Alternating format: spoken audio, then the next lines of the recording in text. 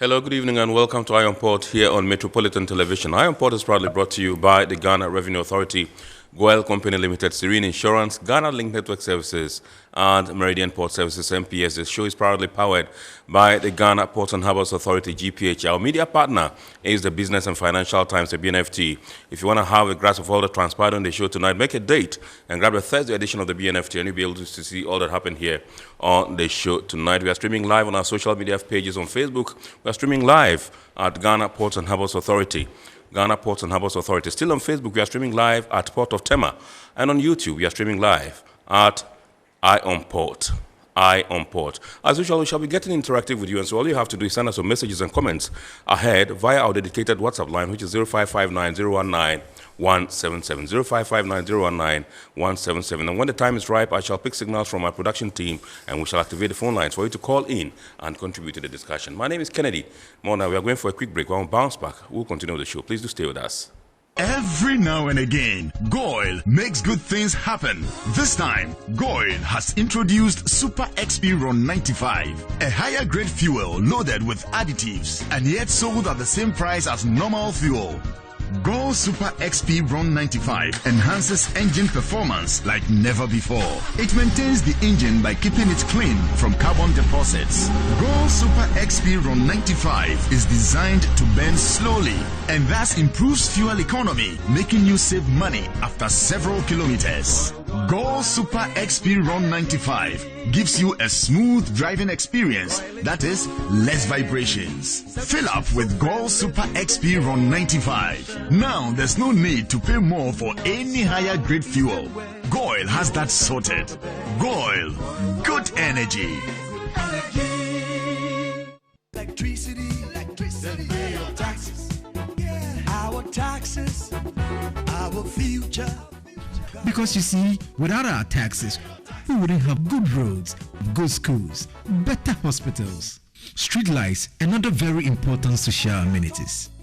When we pay our taxes, we give our children free and quality education. Talga, my money too small. Why should I pay my tax? Look, small. Salifo, it doesn't matter how small or big your business or income is. You still have to pay your taxes. The little taxes from each and every one of us, when put together, could give your community clean water or that deprived school with tables and chairs. Please pay your taxes. It is your responsibility. It is your civic duty. It is the law. Impressive factory.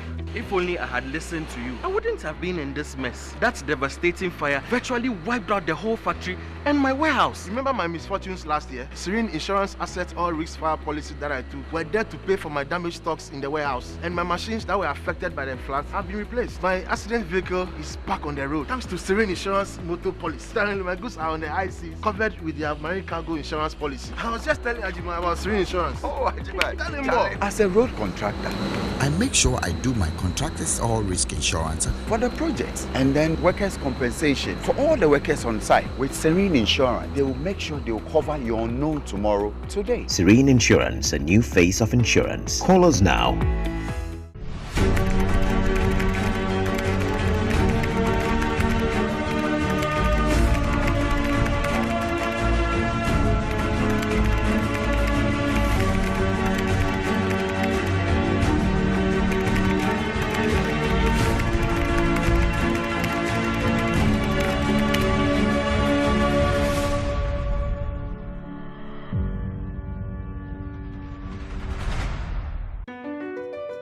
MPS Terminal 3 is Africa's new state-of-the-art container terminal at Tema Port.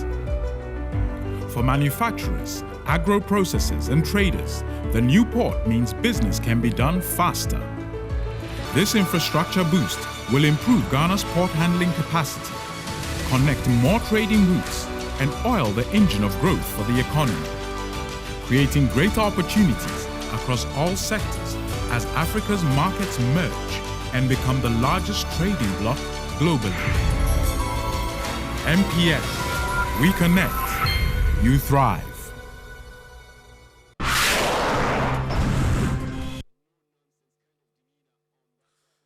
All right, so you're welcome back. It's now time for us to take out stories from the international space. Let's take a look at these stories.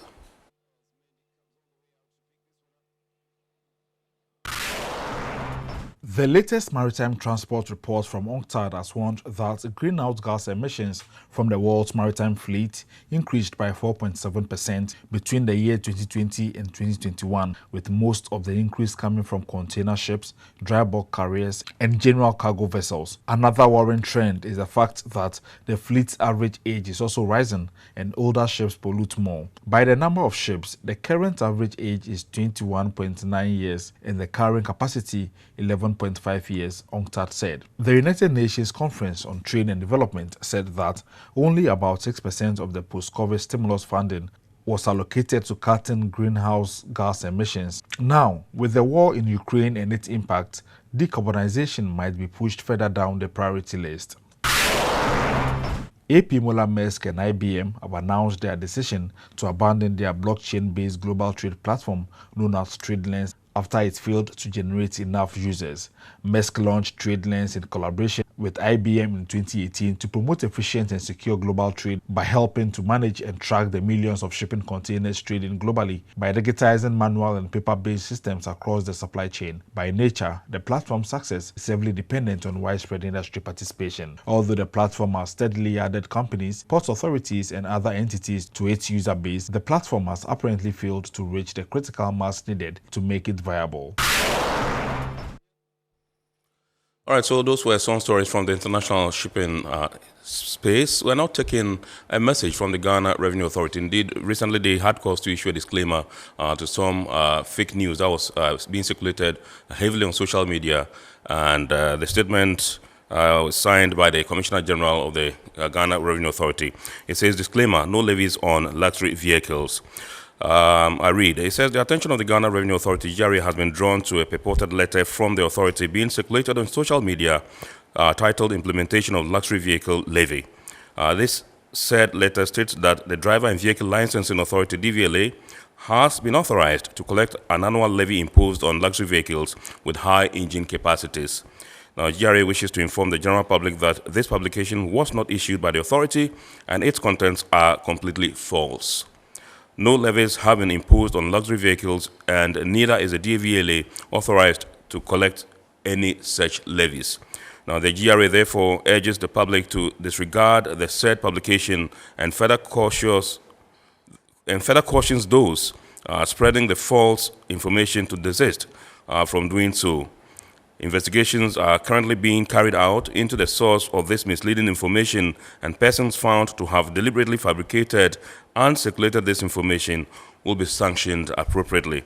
GRA wishes to advise its customers and the general public to verify information on taxes and levies or any information relating to the authority by contacting us on 0800 900 110, 0800 900 110, also on info@gra.gov.gh, info@gra.gov.gh, or by WhatsApp on 0552 990 000, 0552 990 000, and 0200 631 664, 0200 631 664.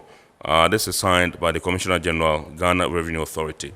And so you need to be very cautious so that you are not defrauded, and then miscreants perhaps would want to cash in on this and take your money. So beware and be cautious in your dealings with the public as far as this particular thing is concerned. It's now time for us to take the word of the day. And today's phrase of the day is customs broker. Customs broker.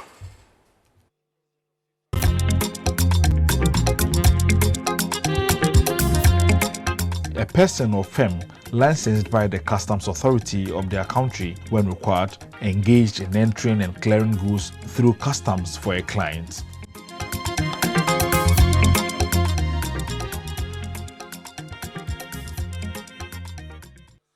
All right, so you're welcome back. It's now time for us to zoom into our discussion proper tonight. And tonight we're taking a look at the relevance of the freight forwarder in the global shipping space. Now, most of them we call them freight forwarders, others call them customs house agents, others also call them clearing agents. Whichever way, they are the interface between, the important public and, the ports, or where they go to clear the cargo. And so we have no better persons to do this particular discussion than two heavyweights. They are both former presidents of the Ghana Institute of Freight Forwarders. I will begin by introducing the man on my left. He is Mr. Joseph Agbaga, a former president, Ghana Institute of Freight Forwarders. He's also an astute freight forwarder for that matter. And indeed, to my right is Mr. Kwabna Ofosu-Appiah, also a former president of the Ghana Institute of Freight Forwarders. And he's also an astute freight forwarder in his own right. Gentlemen, good evening and welcome. I call them Mr. Presidents. Anywhere I meet any of them, I say Mr. President because they've been president of GIF, perhaps raising through the ranks to that particular high position. Recently, GIF held the annual general meeting in Koforidua. I just want to find out from you what your key points or takeaways from that particular AGM was. It wasn't which one? What was the edition? Yes, like the 25th. Yeah. Wow, that's silver anniversary. Yeah. Wow. Okay, so tell us what your key points or takeaways were. Not to pretend to be speaking for the Ghana Institute of Freight Forwarders, but yes, we are all members, and we've been doing it for 25 times now. Yes. The COVID movement nearly brought disorder, but we managed it. So it was Christian, our relevance in the space. Yes. Looking at the global turbulence in the supply chain arena. So we went, we had fun, but overall, the theme really focused our perspective into the future, where you see all around us ICT, the disruptions that it is coming with, and how after 25 years of doing yes, 25th annual general meeting. Yes. Yeah. So for us, it was a period to take heavy stock, to look at how we have come far. Of course, AGMs presents the opportunity for you to take stock. Right. And so we did that. We cut a huge cake that heralded us into the activities of the AGM. It was a very successful one. I didn't see you there, but hopefully next year. You didn't invite me. So who were the key persons that came? I know the Minister for Transport was there. Exactly. I know Madam Benonita Bismarck was there. Perhaps the Eastern Regional. We had the overlord of Koforidua. Okay. Asibre. Yes. I don't want to mention and butcher his name, but he was there with us. And okay. The Eastern Regional Minister, Grace. In fact, it was heavily. It was very heavily packed with heavyweights. Great. You can say that. You are a very formidable, what do we call it, reputable organization. So, you draw the heavyweights when it comes to some of these things. Mr. President, Mr. Agbaga, let me find out from you. I saw you there as well. Tell me what your perception about this 25th AGM was. But you said you were not there. I wasn't there, but I saw you. I read the news online, and I saw you. I saw the pictures.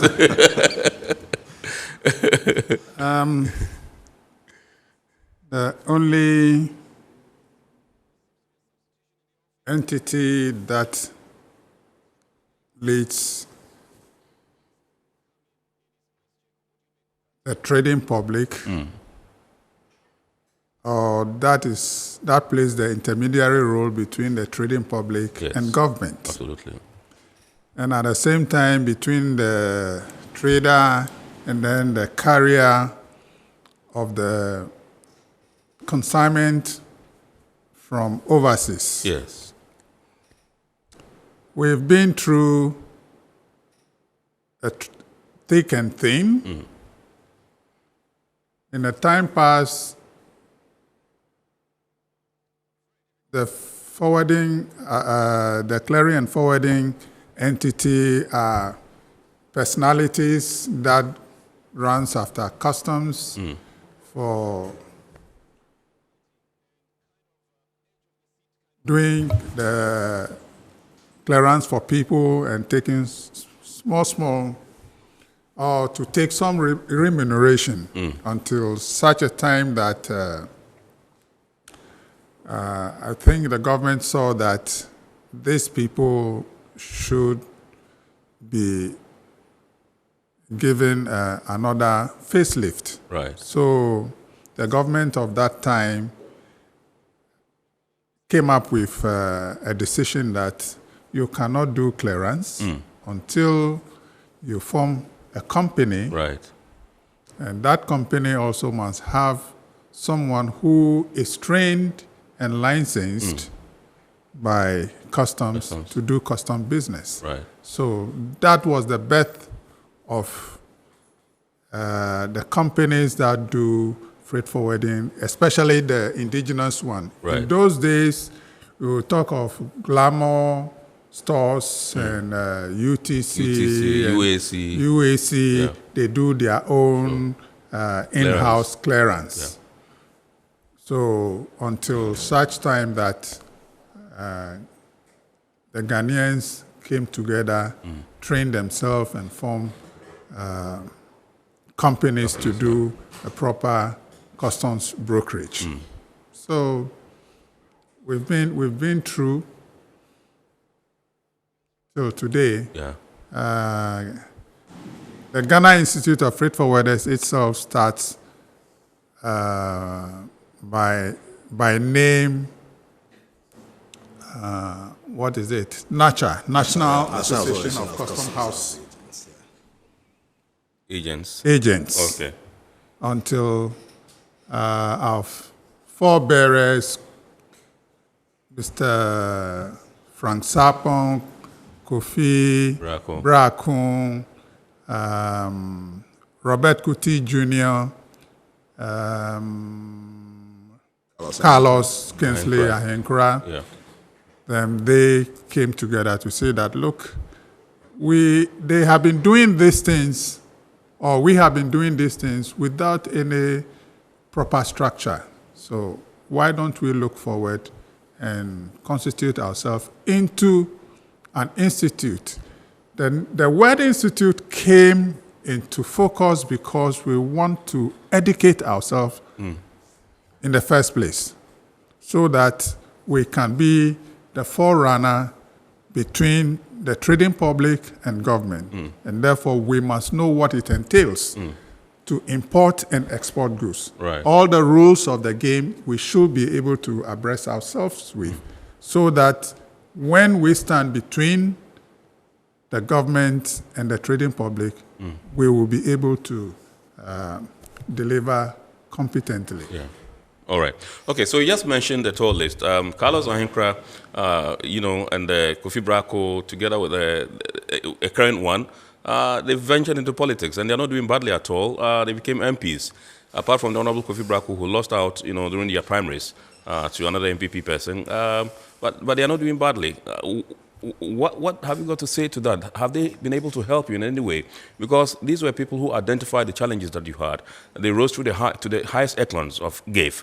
Kofi Brako was one-time president. Carlos Ahenkra was one-time president. And they know what the issues are, what the challenges are. They've trumpeted them over and over again. And they had the opportunity. Carlos, for instance, became deputy trade minister, and so was in a key position to be able to, appreciate all these issues and perhaps turn things around. Have you been able to draw this benefit from them, having ventured into politics, and perhaps considering the fact that they belong to your fold and would bring some relief to you?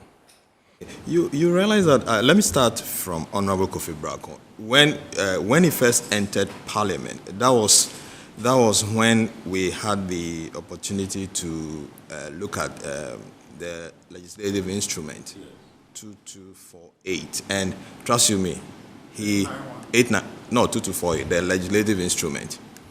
891, he was there all right. When we were going to do the LI, he was very pivotal in there. I mean, he was a person who even, to put it correctly, step on our feet for us to also position ourselves well to see how we can affect what goes in and what comes out. Of course, we did our best then to make our inclusion. Some were accepted, some were not accepted. Some were used to modify the situation as was going to be presented then. Because most of the times when these things are being done and you are not there, then it is cut for you. Once it passes through Parliament, it is law. And like you rightly said, Honorable Carlos Aingra now is the chairman of the Trade Select Committee on Trade and Industry. And his input, I mean, this is somebody who is right from the stables. And so you know that his input is helping to shape. But when you talk about the impact, now this is the politics of the land. And you know that the politics of our land sometimes does not so much carry on board the interest of the practitioners. Sad to say this, but that is the reality. And as we go forward, these are some of the things we need to pinpoint and redress if we want to move forward as a nation. I'm sure when the conversation wears on, we will be able to touch on some of these issues.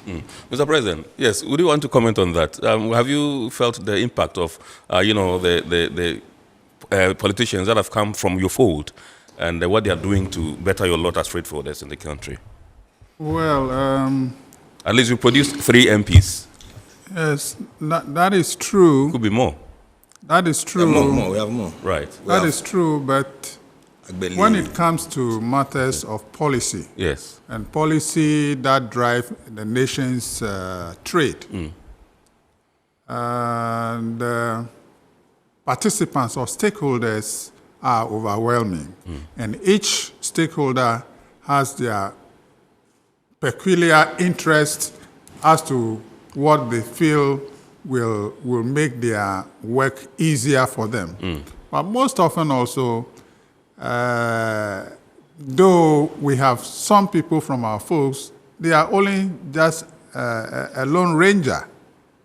They may give their input, but if their input did not survive, it means that the rest of the people, it means that though they have made an input, but their input will be swallowed. Right. So most often those things happen. Like Kwabna said, I have made mention to someone elsewhere that when it comes to policies, there is, I don't know whether I'm right or wrong, when it comes to VAT issue that came up even at our AGM. What is VAT? Right. It's value added tax. Yeah. But to me, what we are saying is, it is written or it is on paper VAT, but we are practicing something else that I could say that is sales tax. It's what? Sales tax. Okay. Sales tax. Yes. Sales tax, okay. Why am I saying this? If the production of this water cost 10 cedis, the materials that went into it is 10 cedis. Right. Then when you are going to sell, or let's say the raw materials cost 10 cedis. Right. By the time you finish, you have 12 cedis. So you have two figures. The cost of production Right. plus the cost of raw material. That makes it 12 cedis. cedis. So what is the value added? 10 and 2, which of these two figures becomes the value added? It is the 2 cedis. The 2 cedis. But how do we exact VAT on products? On both the raw materials. Yes, now and we are exacting the VAT on both the raw material and then the value added. The value added is 2 cedis. So payment should be on only the 2 cedis and not the entire total 12 cedis. 12 cedis. That is how I look at it. That is how I look at it. Because if my memory serves me right, when VAT was about to be introduced into Ghana first, we were taken to the classroom. Right. And those were the methods. It was explicit that cost of raw materials was going to be was not going to be part of the cost for VAT. Yes. Okay. But you see, I can understand policy implementers somehow because it becomes more difficult to do these segregations. And it is easier to say that pay on all the 12 than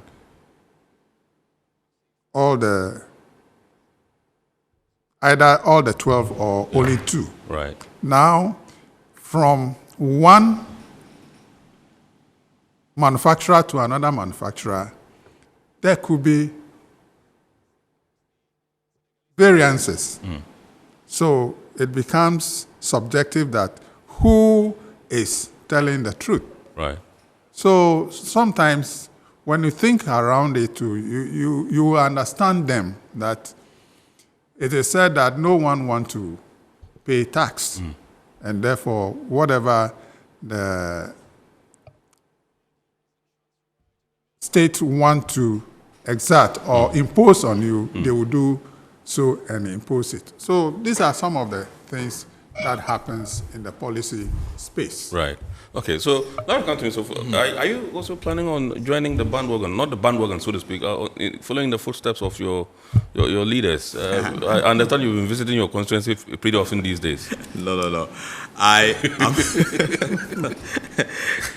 Ken, this one is below the belt. I mean, even politicians will come back to tell you that they are listening at their people. So yes. We are still doing some more listening. Okay. All right. Okay, so I just want to find out from you, what were some of the, at the end of every AGM, I've followed you to AGMs on several occasions, and at the end of it all, there's always this communique that you issue or resolutions. I just want to find out from you what the issues were that you focused on in the release of this particular ES communique. Okay. I think we rehashed a lot of what happened last year, and we, in listening to the president, Eddie Akron, he touched on, we just launched a development plan, our strategic development plan going forward. So he touched on our brand image and how we're going to use technology to advance our cause into the future. Okay. So, I mean, that is the theme, the key.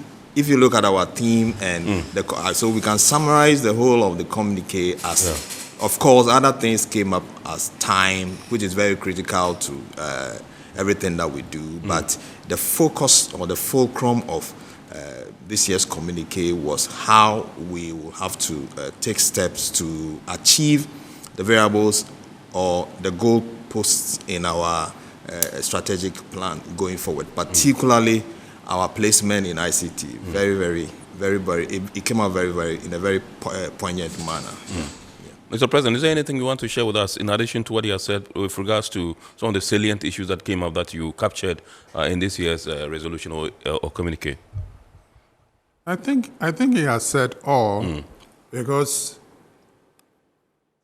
the relevance of the freight forwarder in the global space as far as international business is concerned.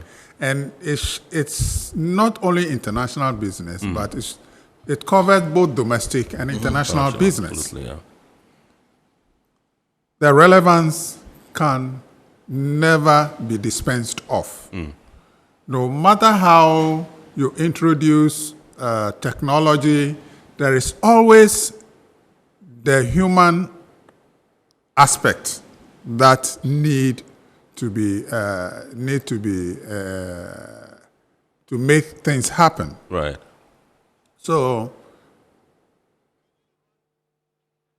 technology, as he said, is a tool that we will always strive to use in order to make our work easier. So in that space, yes, technology or ICT is much more relevant than ever before, especially 2020 taught us something. I have always talked about, even before 2020, I have always talked about even using the internet to communicate to the stakeholders within our space, the shipping line, the terminal handlers, that we could communicate without moving to their office. Right. And I remember Grimaldi took lead with few people that they communicate through the through the email system, right, in order to get things done. Yeah. Before even the COVID setting. Okay. Banking, you should be able to sit in the your comfort of your office comfort and then of your office. do transactions, yeah. Do your transactions, and so it's more of a tool to facilitate trade.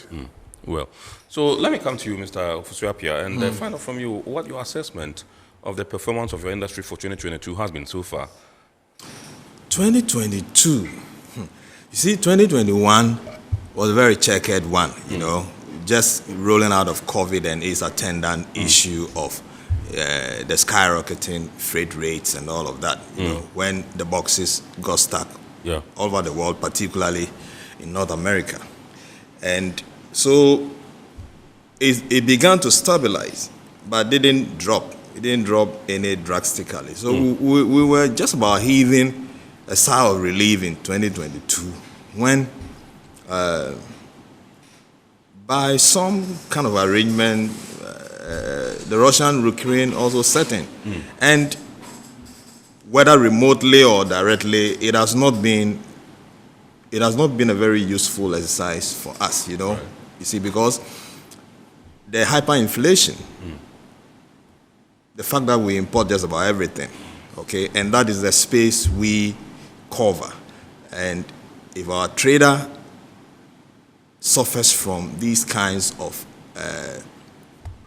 distortions, you realize that it affects us directly. So 2022, it's been extremely horrible, you know.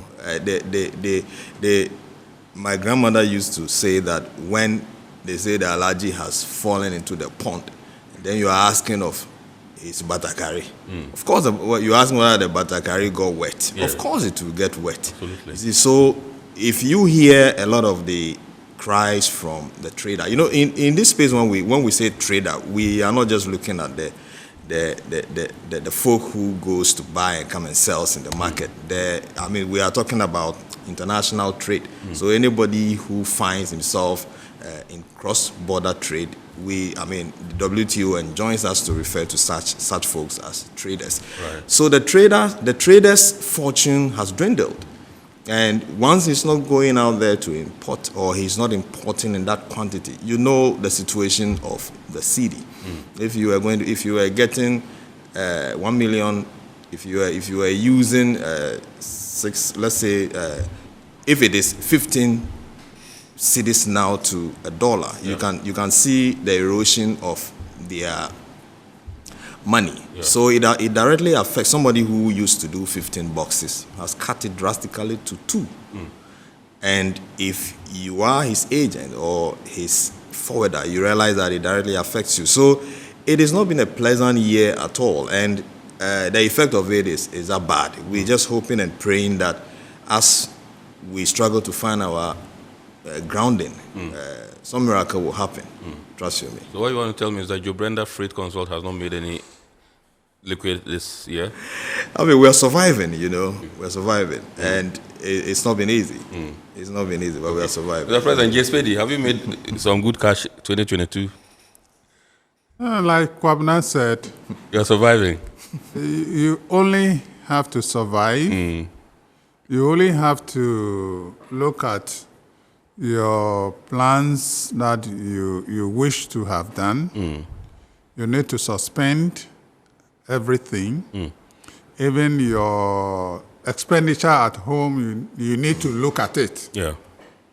You need to even move your vehicle from your house to a place only if it is necessary. If not, stay back home. You could do and work remotely. That is how you can cut expenditure. Of course, some of the expenditures are constant. Your electricity bill, your water bill. If you are renting, your rent is the same or either it's increasing. It's increasing. So it's a checkered time. But as far as you have life, you only hope that we will all together turn things around. I've been told you guys have not laid off staff. No, we have not had any concerted conversation along that line. It's interesting you've come up with it like this, but we've not had any huge story from our members that they've laid off. I mean, I just hope that we will be able to keep ourselves together. I mean, that also depends on how long this excruciating environment grinds. Okay. Because it came up because Mr. Gwaga rightly alluded to the fact that you need to be measured in your movement to save fuel cost. And, perhaps when you were sleeping in the AC, now you have to enjoy some frama kakra, that kind of thing, just to lower the cost and the expenditure. Let me find out from you what you think the relevance or importance of the freight forwarder is in the global supply chain. Okay, so you realize that we keep talking about survival. I mean, I want to place this question in context. The Ghanaian freight forwarder. Earlier on, your word for the day, customs broker.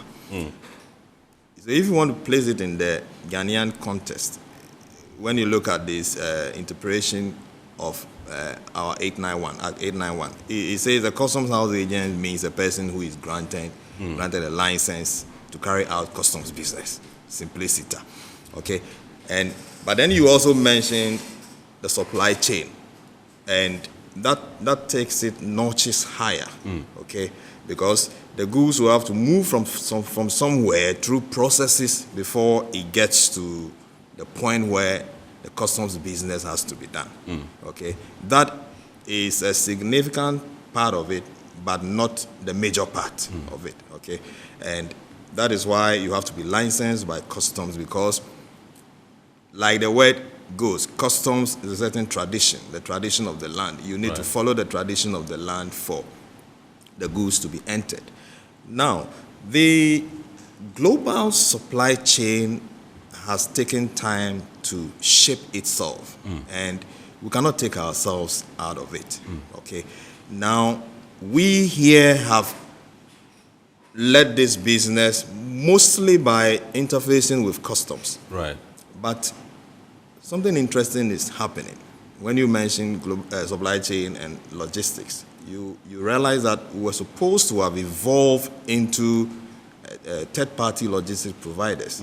But unfortunately, a lot of us just stayed at the freight forwarder, even the customs brokerage point, okay? And I keep telling our folks that, look, probably legislation can come and legislation may come to prescribe our intervention, okay? If you look at the WTO agreement, you see that there's a copious attempt to check or to encourage the freedom of the trader to do self-declaration. Right. Okay. If you look at even the recently read budget, you can see that there is an introduction of a provision to encourage that. I mean, vigorously encourage that. Okay, so you realize that any time these aspects, and it's a WTO demand, let's not think that it just dropped from nowhere. Any time that the attempt is made to strengthen the hands of the trader to do his own, to get his own interface with customs, as a practitioner, when I scan my immediate surrounding, if I have to consider my threat situations, I will put it in there. Right. Okay. And that's the only thing, that's one of the major things we must do if we want to survive. We should be able to scan our environment and place where the threats are. Of course, we might have certain opportunities in there too. We need to do that. We shouldn't be afraid to do this. Right. That does not make us pessimists. It just makes you a realist. You should be able to see what is happening around you. Because elsewhere, it has happened. Okay? Because the question one asks is, what is this that the customs broker can do that I cannot do? So I keep telling our folks that, look, even if it is legislated, let's shift focus from allowing statutory demands to shape us, okay? Let's redirect our attention to the trader. He is a kingpin. The last time I said he is a prima donna of our existence. Your predecessor, Samuel Ajiman, laughed. He keeps taunting me with that description. But the trader is the prima donna of our existence, okay? I hear the marketing people say that the adage of the customer being the king is an old one now. The marketing folks are now telling us that, look, you need to wow the customer. Meaning that you have to up the game. See, once you know what to do to wow the customer or the trader, what it means is that legislation or no legislation, once you're able to plug yourself even into his logistics arrangement, if you are able to plug yourself into his supply chain architecture, you can sit back and say, why do I have to create this department in my unit or in my establishment? Okay, what are we doing to up our game along the ICT route? You see, as we speak today, there are tools awash. Enterprise resource planners, vendor managed inventory systems, and a host of them. These things are very expensive, but as a people, as a group, as an association, is it possible for us to develop an ecosystem that helps our traders to tap into the capacity that we have developed? Okay? Because the trader goes elsewhere to source. Right. Okay? His inventory will have to be managed in a way. Do we have systems in place that can help the trader manage his inventory? Right. Yes. Is the trader able to afford it? The answer is no. Can we use our numbers to build capacity? Capacity as in knowledge and as in the ICT architecture? Yes. Yes. So we tried it. We tried it in time past when I was president of GATE. We tried it, but it looks like the communication did not go down well. Maybe we were a bit too optimistic. Right. Okay, so people did not immediately get the concept. They didn't really catch the fever. But it doesn't mean that we should stop it. See, if we're able to endear ourselves to the trader, can you imagine if, let me use, not running any advert for it, okay, let me use any of these big time supermarkets that we have in place. If their agent, their forwarder, had the capacity to plug their inventory system, how they source goods from outside, and he's also monitoring. Okay, can you imagine the burden that it would have lifted off their shoulders? And the fact that we are getting it at a certain, probably discounted rate because of our numbers. Okay, now these are conversations that we must have going forward so that statutory arrangements or no statutory arrangement, whatever the government feels or does not feel, when the trader sees our relevance, then we are relevant. Right. The word prima donna kind of sounds sexy. Can you tell us what that is? No, the prima donna is just, when you have an opera, a musical scene, an opera, various folks come to sing, but the position is reserved for one person to come and wow. It's like the kingpin. The others are guest artists, but the main artists. So for us, the trader is our prima donna. Right. Okay. All right. So, Mr. President, Mr. Agwaga, you have evolved over the years in carrying out your business as freight forwarders. Can you tell us how this journey has been?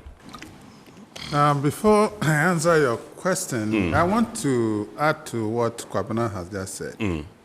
Because we were asking about the relevance. Yes. And what I want to say is that freight forwarders, whether what is enshrined in the WTO trade facilitation agreements or what has just been read by our government as to encourage traders themselves to do their own thing. Yeah. It is an old thing. Already in Ghana, we are practicing the hybrid. Okay. We have companies who do their own thing called the self-declarance. And we have the second part who are third-party logistics service providers, like he made mention, that you clear for a third party. And self-declarance cannot clear for a third party. Right. So that hybrid has been there. But I think the freight forwarders have gone beyond that. We've seen this coming, and I must say that we are becoming more sophisticated and we are aware of our customers. And knowing that international transport solution does not lie in isolation. Right. In isolation, but it should be a partnership between the customer and the freight forwarder. Okay. And that is where also he made mention that against this backdrop of this, the use of ICT in order to make things happen even more quicker than it is. Now, coming back to your question. Yeah. Evolving, yes, I think I have made mention earlier on in my first submission how the Ghanaian freight forwarding industry evolved to now. So I don't think I should go back further to make mention of how we started by assisting customs and traders who come with their small wares. Then there is nothing called entry, but customs will write a landing account and then they will refer you to the cashier. You go and pay, they give you a receipt, you bring it back, they stamp it for you, they check for you, and then you are gone. But now we've moved forward. Yeah. Then the introduction of paperless. We started by entries that have color coding. Then from there we moved to Asikuda. From Asikuda is partially electronic and partially manual. Before we move to the destination inspection? Before we move to the GCNet, the pre-shipment era also was part of the Asikuda time until we moved to the GCNet era. Up until 2020, when we moved, 2015, there was a split that we have to deal with two different entities, West both Blue? the West Blue and then GCNet. GCNet. We were in there until 2020. That both teams have to give way to the current integrated customs management system. So that is how the clearance industry has evolved. And the new thing that this system we have added, it is not that it was not there before, but regulators to give way, because the law has been there, that you should be able to do what? A pre-entry and pay your duties before even the arrival of the ship. It is, you can find this also in the Kyoto Convention that we are encouraged to do all these things. And we have this thing also in our act. That is the 891, both the 330, PNDC law 330, and that gave way to Act 891. But we are not practicing it until this era that it was taken aboard. So we have moved a notch higher. This space is, we can always see something that is not right, and we can continue to perfect it. Mr. President, let me find out from you. Everybody, even the ordinary man on the street, basically knows that when they say a freight forwarder or a clearing agent or a customs house broker, all you do is to get a client and clear the fellow's consignment from the port for the person. Rightfully, you mentioned that under normal circumstances, you should have been third-party logistics providers. I just want to find out from you, beyond this basic, what do we call it, duty that you have as freight forwarders, what are some of the, things that you do? Okay. Yes. Okay. No, you see, the freight forwarder is the liaison, okay, between the trader and the shipping lines, the trader and the airlines, the trader and the truck owners, the trader and government agencies, customs being chief in there. Because you interface with Food and Drugs Authority, Environmental Protection Authority. You see, the freight forwarder negotiates prices. So because he doesn't deal with either one trader or one agency, he has honed a certain expertise, okay, by cutting across. And that relationship that, see, if you're a trader, it could just be that in the whole year, you import twice. Okay, so it is not even rational for you to expend resources, time and money to cultivate a shipping line. But the freight forwarder continuously interacts with all of them. Today you go to Maersk line, tomorrow you go to another line, today you go to Air Ghana, tomorrow today you go to Alhaji Musa for his trucks, the next day you go to Alhaji Sofiano for his truck. So whilst doing this, you have created a certain relationship, you have created a certain network. That is what the trader has not got. Okay, and this is what makes the forwarder that unique entity who brokers, even insurance. Because insurance is like a market. Sometimes the kind of leads you take to the insurance company makes them treat you differently. They could give you a premium based on the kinds of business that you give them. And because you are not the one doing the import really, you could also decide a very important trader of yours to offload this goodwill to. Okay, so the freight forwarder in a nutshell has established network. The network that will make the life of the trader easy. That's why you find that you can find a quintessential freight forwarder who is a customs broker, an insurance broker in quote. He goes out to look for the best modes of even transport.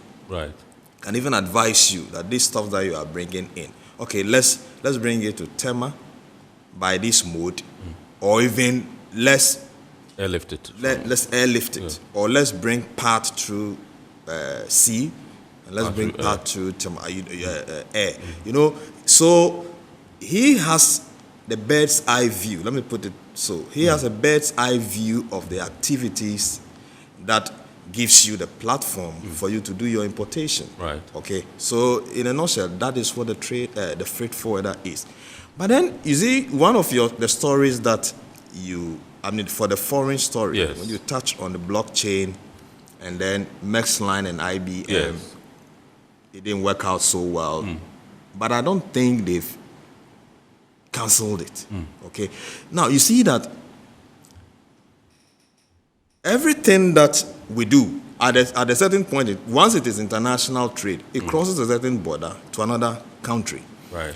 Now, if you look at the World Trade Organization agreement too, there's a section that talks about customs to customs cooperation. This is becoming a difficult ask for the customs entities. Right. Okay. Whatever that it is human endeavor. One day, that will be resolved. Yeah. Some countries are not so enthused about, particularly the countries in the Far East, China being the chief whip. They are not so much enthused about these arrangements of excessive intrusion. Right. They want their trade space to be that liberalized. They want to cut business first before, huge regulations and all of that. Right. You see, and a lot of the things we do here, if you ask the revenue collectors, they tell you one of their major problems is compliance. Yeah. Okay, and that is it is because of compliance. That's why we have the Technical Service Bureau. Right. It's because of the risks therein. That is why we have compliance officers. That is why we have examination officers. Right. That is why we have post-clearance audit. Yeah. That is why we have all the plethora of even other state agencies who have interest in the port. It's just because of compliance. Right. Okay, so let's create a utopian situation where the factor or the scepter of compliance is resolved. Right. Okay. Blockchain was supposed to be one such tool. Okay. But then there must be some architecture on the ground to consume the resultants of blockchain. Right.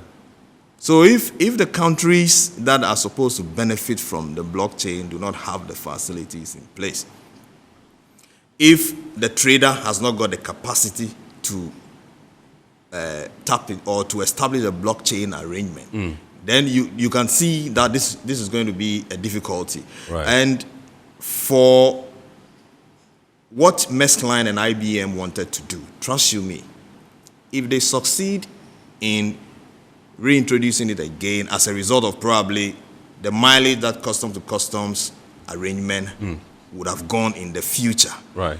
This was definitely going to change the architecture of how we do cross-border trade. Right. And that is why it is very, very imperative for ourselves to look at this as a very reasonable possibility and begin to position ourselves not to be surprised by some of these introductions. Because when these things happen and we are not prepared, trust you me, not every customs broker will go home. Right. But quite a lot will go home. Yeah. I'm yet to come to that particular aspect of whether you have outlived your usefulness. That one, no. All right. Have not. I'll come to that. But let me find out from Mr. President, Mr. Agwega, and I want to find out from you whether there are instances where you are able to go out of your way to mediate between an importer and those he bought the cargo from outside the country. For instance, I have imported something, and I come and hand you my documents as my freight forwarder who's supposed to clear for me. And you maybe realize some discrepancies or you face some challenges in the course of trying to clear them. Are you able to go to those that I purchased from and perhaps deal with them on my behalf as an importer? In the first place, I also want to complete. You want to finish with Kwabna's point? I want to add something to it. The blockchain, as you made mention that they are abandoning it. Yes, Kwabna is right to say that they are not going to abandon it. It's only because the structures that it must interface with for them to make the real meaning of the reasons why they are bringing that tool it has not been met. Right. That is why they may suspend it and go back to work at it. Right. And I suspect that already they are working at it. How are they working at it? It is said that now every export that will emanate from anywhere, they want first 6 digits HS to be assigned to it. Right? Right. So it is not for nothing. It is because of this same compliance issue that Kwabna said. So as an industry, like Kwabna keeps saying, we need to look beyond the statement and find out what are the reasoning behind and start making steps so that we will not be caught on the wrong foot. Right. Right. Now, to the question that you posted. Yeah, whether you're able to go out of your way to deal with my partners abroad. In the first instance, the forwarder did not pack the goods. He wasn't there when the goods were purchased. You can only be informed by way of giving, by copying you the documents. Right. And if truly you have been copied from the onset, you should be able to identify any documentary error that can be corrected before even the vessel sails. Right. And that is the reason why the relevance or the role of the freight forwarder is mostly and much more important, so that by the time the goods gets to destination, it can move in trouble-free. Right. And you will not be able to also assist your customer if you don't have the in-depth knowledge. Right. And that is why always, as a forwarder or as a custom broker, you must be a storehouse of knowledge. Yes. You must be widely read. Yes, you must be a storehouse of knowledge so that you will be able to understand the nuances of trade. Right. One of them is how to interpret the sales contract, the Incoterms and all those things. They have specific, the specific things that the exporter, where the exporter starts and where he ends, and where the importer also take over the liabilities. So these things, these are all things that you need to learn. Right. And the older you are in the industry and you learn, the better you become. Absolutely. Absolutely.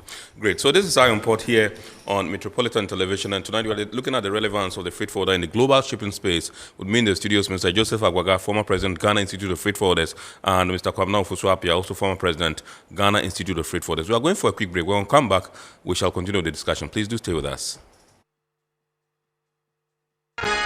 Every now and again, Goil makes good things happen. This time, Goil has introduced Super XP Ron 95, a higher grade fuel loaded with additives and yet sold at the same price as normal fuel. Gold Super XP Run 95 enhances engine performance like never before. It maintains the engine by keeping it clean from carbon deposits. Gold Super XP Run 95 is designed to burn slowly and thus improves fuel economy, making you save money after several kilometers. Gold Super XP Run 95 gives you a smooth driving experience, that is, less vibrations. Fill up with Gold Super XP Run 95. Now there's no need to pay more for any higher grade fuel. Goil has that sorted. Goil, good energy. Electricity, then pay your taxes. Our taxes, our future. Because you see, without our taxes, we wouldn't have good roads, good schools, better hospitals, street lights, and other very important social amenities. When we pay our taxes, we give our children free and quality education. Talga, my money too small. Why should I pay my tax? Look, small. Salifo, it doesn't matter how small or big your business or income is, you still have to pay your taxes. The little taxes from each and every one of us, when put together, could give your community clean water or that deprived school with tables and chairs. Please pay your taxes. It is your responsibility. It is your civic duty. It is the law. Impressive factory. If only I had listened to you, I wouldn't have been in this mess. That devastating fire virtually wiped out the whole factory and my warehouse. Remember my misfortunes last year? Serene Insurance Asset All Risk Fire policy that I took were there to pay for my damaged stocks in the warehouse, and my machines that were affected by the floods have been replaced. My accident vehicle is back on the road thanks to Serene Insurance motor policy. Currently, my goods are on the high seas, covered with their marine cargo insurance policy. I was just telling Ajima about Serene Insurance. Oh, Ajima, tell him more. As a road contractor, I make sure I do my contractors all risk insurance for the projects and then workers' compensation for all the workers on site. With Serene Insurance, they will make sure they will cover your unknown tomorrow today. Serene Insurance, a new face of insurance. Call us now.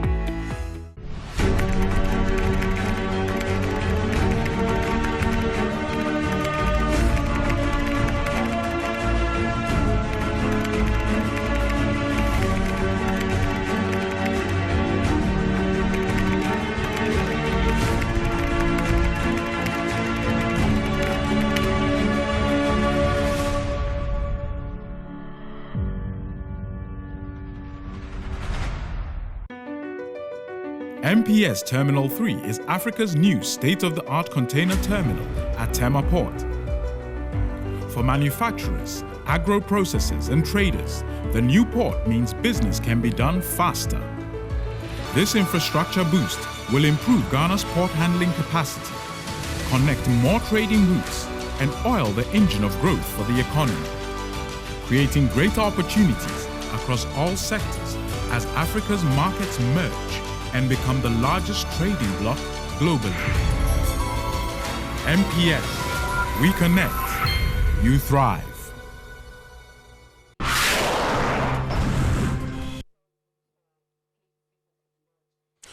All right, so you're welcome back. We are moving straight into the discussion once more, but I've been told by the production team that we can activate the phone lines for you to call in and contribute to the discussion. The number to dial is 020-552-8353. 020-552-8353. You can call in and contribute to the discussion. Now, I asked the question about whether you have outlived your relevance as freight forwarders, and you gave me an outright response that no. Yeah. Mm-hmm. Yes. Mm-hmm.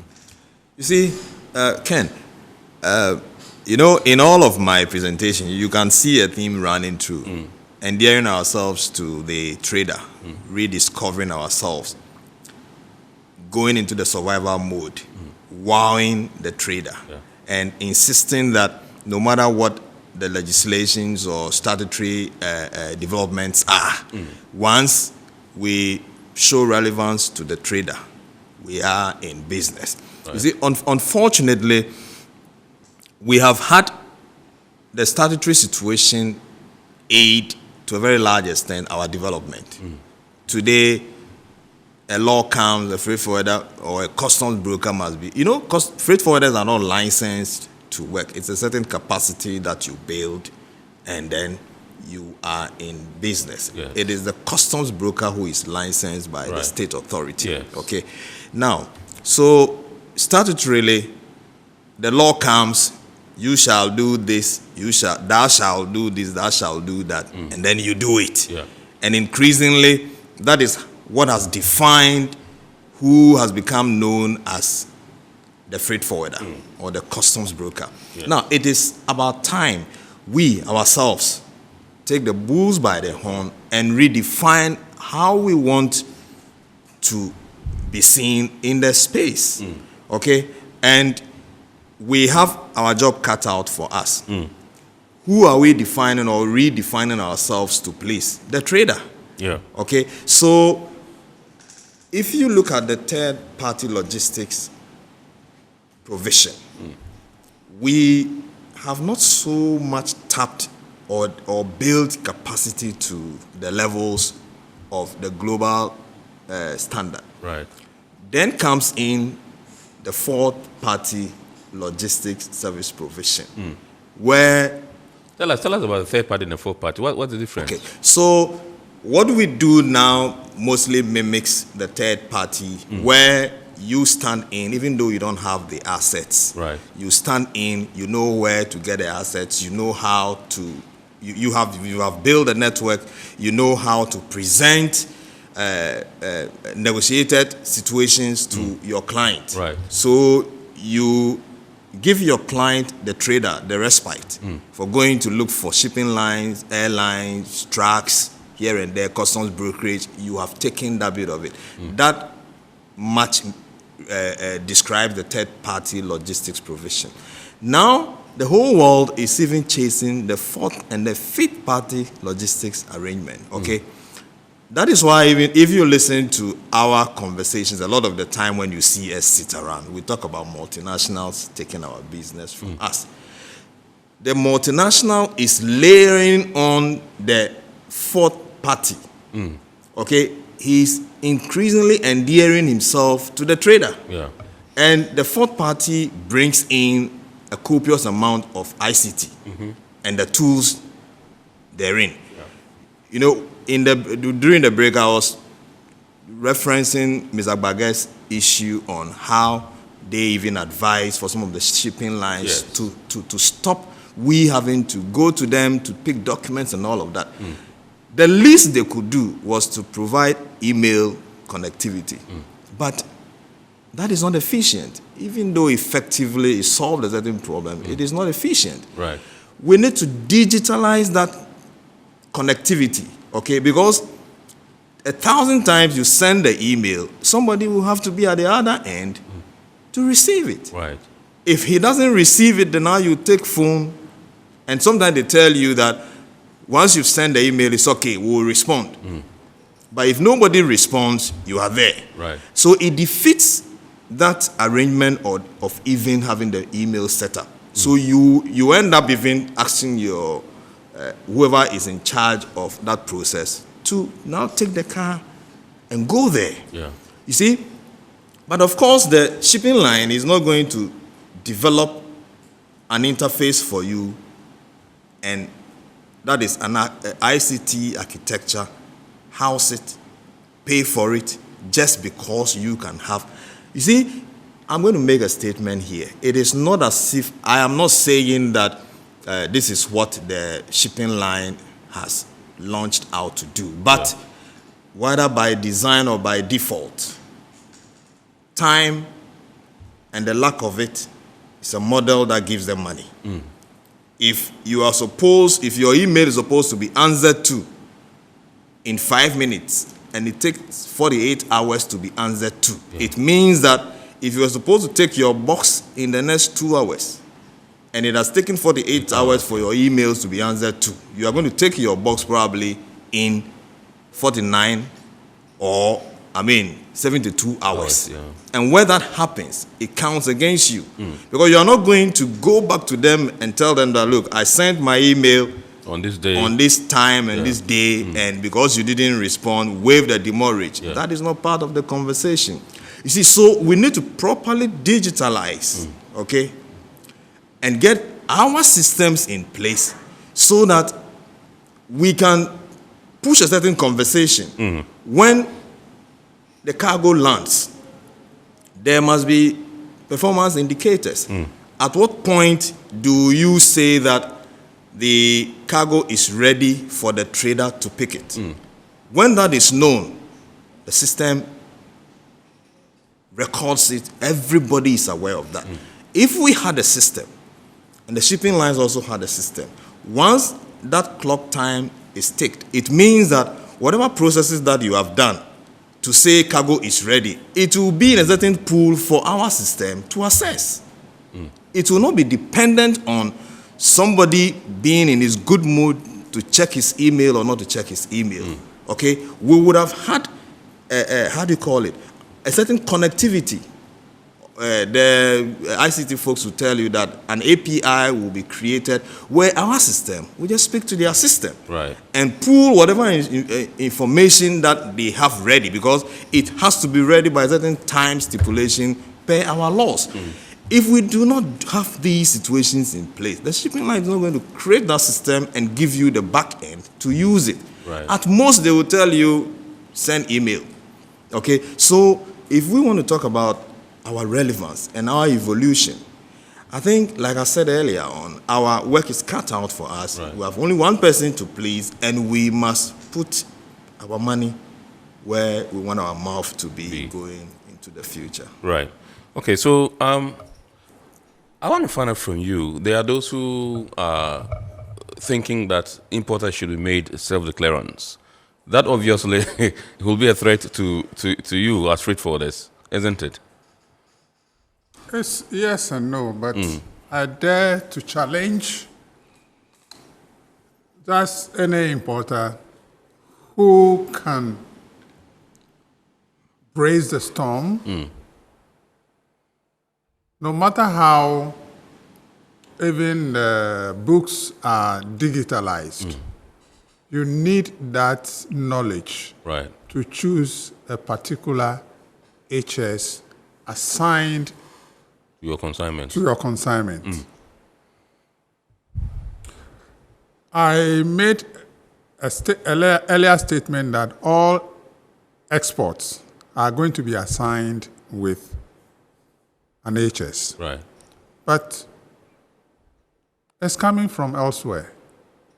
Is my country going to rely 100% hook, liner, and sinker on what has been documented? Else, what is the issue of risk management, the compliance, and all the things that Kwabena spoke about? So, some people will be able to do.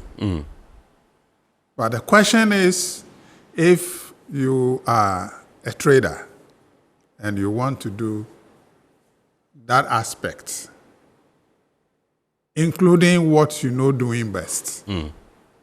Remember, Kwabena told you that the role of the freight forwarder is such that he is the pivot, he stands in the middle and connects or network with other agencies. He has done it over the period of time, and therefore he has established somewhat relationship. So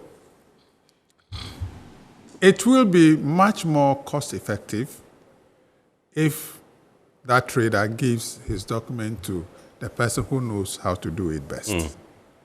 So for me, I don't see it. Maybe I'm not seeing it because of how wide I have read and knowing what steps I must take in order to become more relevant, even in the face that even if there is a legislation that there is no more going to be a freight forwarder or a custom house broker.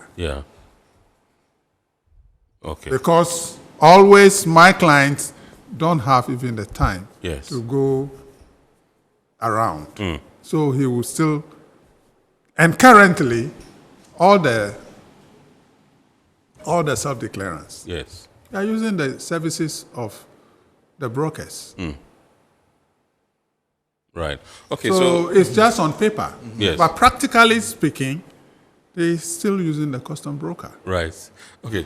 Just a quick intervention. Okay. You see, I've been with Mr. Agbaga for a very long time now. I just like his sense of optimism, you know. You see, but let me ask you this question. If you do ask the questioning here, all right, but how do the AliExpresses, the Amazons get the stuff to your house?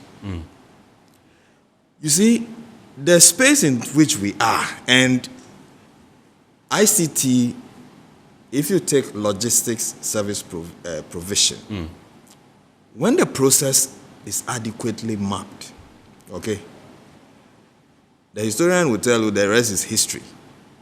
If AliExpress, Amazon, they go through all these processes, they get the HS codes right. Right. You see, it is just about taking out a certain element of mistrust. Okay? If you can get the processes right, you order something, AliExpress, it is, however it is sourced, you don't even know. Right. The next minute, it has been delivered to your house. Yeah. That is the process that has been mapped. That is why I'm saying that no matter how the process has been mapped for these online service providers, let's begin to look at it from our section too. You see, let's not be, how do you call it? Extremely optimistic. You see, he has endeared himself to that client of his. Yeah. That is what I'm advising, however that he has done it. You see, on the whole, we all have to endear ourselves to our clients, but scientifically, so that when your client adds your 1 + 1, he knows that it is 2. Absolutely.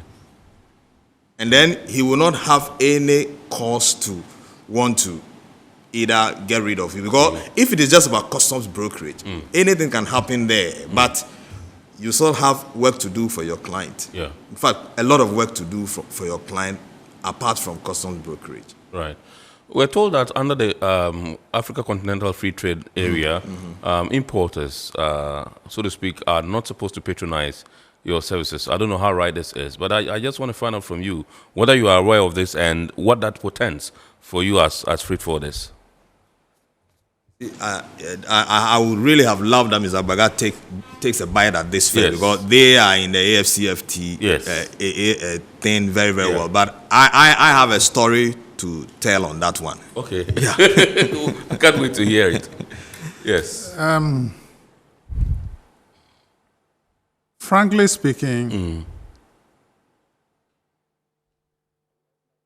when it comes to freight forwarding industry, I made mention that both domestic and cross-border trade, yes, the relevance cannot be ruled out. Okay. Some of the things can be eliminated, but there are certain core issues that cannot be done away with at all. Done away before. So it's up to you to look at all the cards that are being put on the table. And I understand Kwabna's point of view very well. But I'm also looking, within that space, I'm also looking at something in there that customer still needs you. So it is up to you. Whilst taking steps to bridge the gap and to brace the digital world, we still must make ourselves relevant. I'm not discounting his assertion at all. And this, he knows that we have had a conversation over it over and over again. I understand his point. Even the Amazons, because of your knowledge, even if it comes to the critical, you will be staying in your home and they will subcontract that aspect for you based on how you have prepared yourself for the new age. Based on how proficient and efficient. Yes. So for me, that is how complicated my thoughts are. But it's if you sit just a short while, I will not be able to give you break every silo. Right. And coming back to AFCFTA, it's not just about the clearance. May I look at other things? The clearance aspect is the last resort. Okay. AFCFTA. If we will be able to even to ship our goods by sea to even Nigeria here. That's the story. Right? Yes. Do we have even the vessel that will move goods from here to Nigeria in and out? And how much are they going to be paid when they dock in our ports? Yes. Have we looked at how much it will cost them, whether when the current cost that is prevailing, whether they will be able to do that business? Okay. All right. It's more complicated than... We don't have enough time, but I understand we have a caller. So let's pick the caller. Hello, good evening. Good evening. Yes, sir. Yes, I am an ex-executive secretary for the Ghana Institute of Freight Forwarders. Oh, Captain William Amanshia, I can get from the voice. Captain William Amanshia. Wow. Yes. Oh, great. Capito. It's been ages, Captain. Please flow. There was this problem, there's this thing going on, and I would have loved to, contribute. Yes, please. Please go ahead. Okay. Yes, people are saying, and you are just saying that the freight forwarders are not important in the African Free Trade Agreement, which is really very, very wrong. It's very, very, very wrong. Right. Because we need the freight forwarders in the sense that we must have what we call freight stations all around the various places, countries, so that when you want to move goods from maybe one small village, maybe let's say my village in Odan, you don't need to bring the goods to Tema. If you have a freight forwarder, he will be able to arrange for the goods to be moved from the Odan to wherever you want to go, West Africa, any place, or South Africa. But if we don't have these freight forwarders, nobody can move the goods from, say, Odan, and an ordinary person to move it to wherever in South Africa or whatever you call it. It's really wrong. The freight forwarders are now even more important than what they were before, because we have what we call multimodal transport. Yes. The freight forwarders are now able to move goods, whether you don't need airlines, you don't need shipping lines, you just only need a freight forwarder. He will be able to move the goods through road transport, air transport, and all that sort of stuff. Please don't let us make the mistake of thinking the freight forwarders are not relevant. Great. They are very relevant, especially in the in the process now of African Free Trade Zone. They are very, very important. We don't want to make that mistake that we say anybody can do it, anybody can do it. And you find out that the average Ghanaian shipper, their knowledge about international trade is a little bit not up to date now. Right. But the freight forwarders are well trained, and they will be able to manage it. It's a mistake that we are making if we think the freight forwarders are no longer relevant. Great. That's all I want. I've got more, but thank you very much indeed, Captain William Amanshia, former Executive Secretary, Ghana Institute of Freight Forwarders. You couldn't have said it better. Thank you very much indeed. Yes, Mr. President, you didn't finish when the call came through. Yeah. AFCFTA needs the freight forwarder more than before. Absolutely. More than before. And I went on a certain tangent about which may also address your last question about what we are doing to reduce the cost, the cost of doing business. For importers, yeah. It dovetailed what the statement that I made dovetailed into it. All right. There is an international body who is looking at how to make the transport of goods within the West African sub-region. Yes. We can continue from there. Okay. But let's welcome Gideon from Taifa onto the show. Good evening, sir. Good evening. Yes, sir. Gideon, please flow. Oh, okay. Thank you for the opportunity. And I must recommend our seniors are doing a great job. Thank you. I'm a fleet weather myself. Okay, great. Yeah. Great. My question is, when it comes to clearing, we have the handlers. Like, and more specifically, I want to focus on the courier service. Right. We have those who handle the courier service. And the freight forwarder, basically handle the clearing. Right. But the handlers are now holding the clearing aspects of their job. They are supposed to be handlers. They are supposed to bring in the items, and the freight forwarders will go in and clear. Right. But the situation on grounds is that the courier service are handling what the freight forwarders are doing. Right. So basically, they are taking their job out from their hands. And I don't know what the leaders are doing about it. Any measures to make sure the handlers be in his lane and the freight forwarders also be in their lane.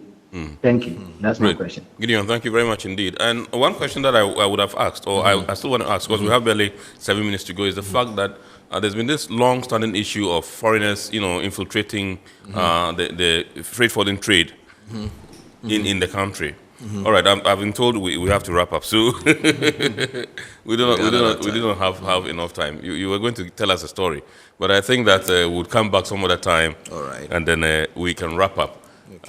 So viewers, this is how, unfortunately, we have to draw the curtain on this week's edition of Eye on Port here on Metropolitan Television. We've been taking a look at the relevance of the freight forwarder in the international or global shipping space, and we've been doing a discussion with Mr. Kwabena Ofosu-Appiah, a former president of the Ghana Institute of Trade Forwarders. He's also a fellow of the Center for International Maritime Affairs Ghana, CIMAG, and we also have in the studios Mr. Joseph Agbaga, who is also a former president of the Ghana Institute of Trade Forwarders. Gentlemen, thank you very much for obliging us. We are grateful to have you in the studios tonight, and we know that as and when the need be, and we call on you, as usual, you would oblige us. That's right. We entreat you, viewers, to keep watching the rest of our programs here, and we'll also tell you that the abridged version of Eye on Port will be aired on Ghana Television on Wednesday at 8:30 p.m. Make a date and watch that particular show.